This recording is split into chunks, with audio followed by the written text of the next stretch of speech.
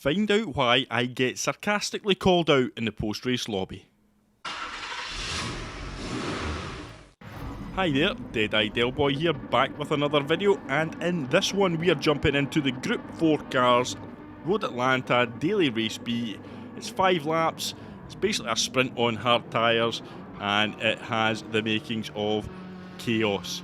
It's quite a close packed race. There's a number of different cars that people are choosing, the Mazda being a very popular choice, although the Jaguar is dominant on the qualifying leaderboards. You can see there's a Bugatti behind us as well, so people are going for a few different cars. But while I've got you here, and if you've not already subscribed to the channel, it would be massive if you could do that. We're trying to get to 10,000 subscribers one day.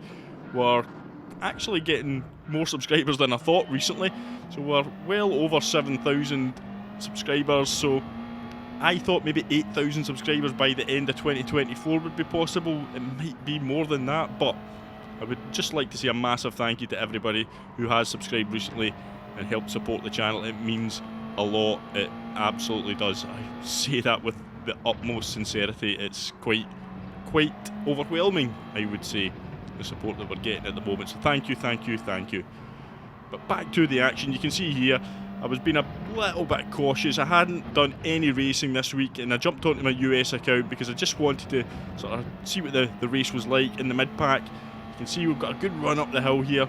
We're going to make a move up the inside. We've got the run on him, and we're just going to need to try and give him a bit of space, so too wide. And you can just see here in the radar, we just get the slightest of touches on us, and that kind of pushes us over to the left-hand side.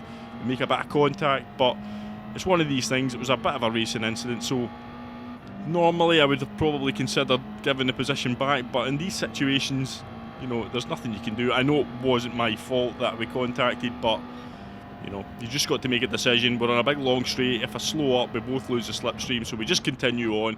We'll catch up to the car in front, hopefully bring the position back, well, hopefully bring Big Pond Skater, who we made contact with, bring him along with us, and we can hopefully keep up with the lead pack. So surviving lap 1, it's quite a short lap, just over 1 minute, and yeah, well, 1 minute 20 odds, but you can see here we just kind of sit in the slipstream now, and we'll speed the track up along. You can see here by the time we get to the end of the second lap, we've bump drafted along the Canadian in front of us, because we really do want to try and stay with the lead pack as much as possible. So going for moves isn't really the wisest of decisions, in my opinion, if you want to try and move further up the grid. But with only 2.5 laps left, we're going to speed it along again. You can see not really much happening. We're just sitting in the slipstream again. We're all kind of just sitting in the slipstream, and by the time we get to the end of lap 3, things are starting to get a little bit more interesting. You can see there's a Ferrari up ahead, just moving up into P3, making the move on the Jaguar, and gets it done. So things are starting to happen. We're now going to close up because the Jaguar lost a bit of drive there. We've got the run on the inside. Are we going to go for the move? No, we decide not to. We sit in the slipstream again. That might have not been the wisest decision, but we've got to make a call, and that was the one I wanted to make because I thought we could lose that slip. And you can see here the Canadian makes a mistake, and that's going to cost us both quite a bit of time now. But again, we have to back out. No point trying to go too wide through that section. But here's where it gets really interesting. You can see here as we get up the inside there, we've got look at the radar. It's just basically a train behind us now. And the Canadian is, we've got a little bit of a gap, but we've got a chance to make a half decent attempt at a run on him down the straight. Now, I was having a bit of difficulty getting out of this corner in third gear. I wasn't really getting the best drive, but this occasion we do get a decent bit of drive. You can see we're much closer at the start of the straight than we have been on previous laps. He's still getting the slipstream from the car in front though, so it's going to make overtaking a bit more challenging. And we've got a decision to make now as we head down towards the braking zone. Do we go for it? The answer is no. We're going to just sit again. We're not going to make the move. And again, that might not have been the wisest decision, but again, a judgment call. I felt like if I'd made the move there, we would have just went too wide through the corner and we would have just lost absolute touch, and the chances of a podium would have been long gone. Now, we have to now start thinking about making moves, and you can see here we're trying to apply as much pressure as possible, but we're not going to make any dive bombs, nothing like that. But you can see there's smoke up ahead, and you can see a little bit of lag there as the car does a back wheelie in front of me, but you can see there's been a bit of an incident because we've caught right up on P3 and P4, and it's all getting a little bit messy. And you can see as we come round the left-hander here, up the hill, we get bumped from the back. It gives us about a 20-mile-an-hour speed boost, and all of a sudden, I find myself flying up the inside of everybody, and up we go, up to P4 with a chance to make it up to P3, but we just have to back out on the Ferrari. Then we get hit from behind. We go into the Ferrari loses, it comes back into us. Look at the state of my car. We've got a big pack behind us. We've got a heavy load of damage. Front, rear, front left. Now, we have lost a lot of speed here, and you can see there's a gaggle of Mazdas now chasing us down the straight, and this is going to be, well, I'm basically defenceless at this point. I've got no top speed, but Big Pond Skater makes an absolute mess of it. It's as if he is on a big pond skating as he skates right off the track in front of us. We're going to come across the line now. We're going to defend it.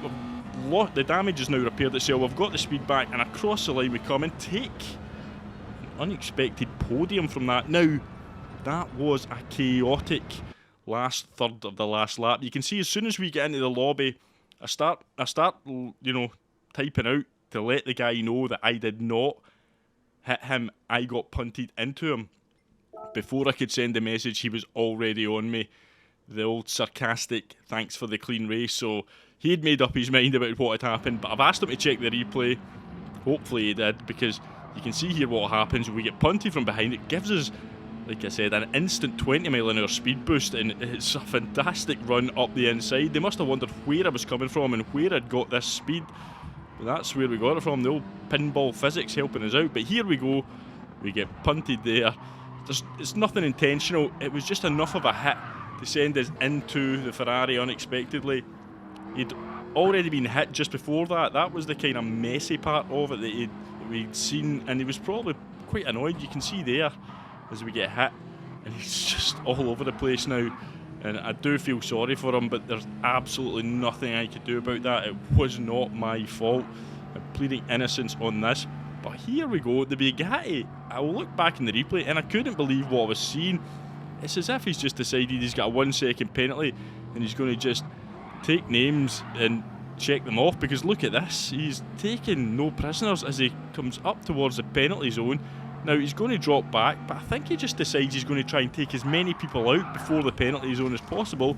He puts one car into the wall, swerves across, puts another one onto the grass, almost takes another 2 out. Thankfully, the ghosting system eventually kicked in. Now, you can see here, second unluckiest driver of the day is this guy, as he gets taken out by Big Pond Skater, who was slowly trying to rejoin the track. Now, he obviously feels guilty about the rejoin, but he then gets punted right past the guy that he's basically taken off. Now, the guy that he took off must have been annoyed that he then got passed by him, and he just decides to take revenge. You can see here, he just misses his braking point as he tries to get past me, not realising I was a sitting duck because of the damage. As he slowly tries to rejoin, bang, off he goes here. And you can see here, he's slowed down. He's going to let the guy get back on the track and keep the position, but you can see here from his point of view, all he now sees is the guy going flying back past, not realising he was actually punted back past, and he just decides he's going to take a little bit of revenge and anger out on him. So all in all, an absolutely chaotic finish to this race. It was actually a really good fun race. Actually, it was better than I expected it to be. I didn't really fancy it. The daily races this week haven't been great, but this race actually proved to be more entertaining and interesting than I thought it was going to be. But there you go, that's what's happened in Daily Race B to me this week. Let me know if your experiences have been similar. You had similar chaos and carnage. Let me know in the comments, I'd really appreciate it. I love hearing from you guys and hearing what you're experiencing out on track. Let me know, as I said, hit the like button, subscribe to the channel. See you all on the next one. Goodbye.